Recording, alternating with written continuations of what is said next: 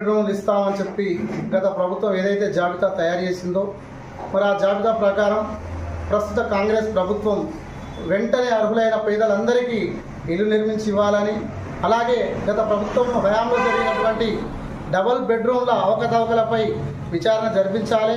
అనర్హులు పొందినటువంటి డబుల్ బెడ్రూమ్లను ప్రభుత్వం స్వాధీనం చేసుకుని అర్హులైనకు పంచాలి. అలాగే అర్హత లేకుండా డబుల్ బెడ్రూమ్లు పొందినటువంటి వారిపై క్రిమినల్ చర్యలు తీసుకోవాలి. ఎవరైతే వారి జాబితాను రూపొందించినటువంటి అధికారులు కూడా క్రిమినల్ చర్యలు తీసుకోవాలి. ఎవరైతే అనర్హులు ఉన్నారో వారిని సిఫారసు చేసిన అధికారులను వాళ్ళను అమ్ముకున్నటువంటి వారిపైన కూడా తక్షణమే క్రిమినల్ చర్యలు తీసుకోవాలని డిమాండ్ చేస్తూ మరి ఈ వారం రోజుల్లో ఈ ప్రభుత్వం అర్హులైన పేదలందరికీ డబుల్ బెడ్రూమ్లు గిట్ట కేటాయించకపోతే లబ్ధిదారులందరితో కలిసి కలెక్టరేట్ ముట్టడిస్తామని చెప్పి సందర్భంగా హెచ్చరిస్తా ఉన్నాం.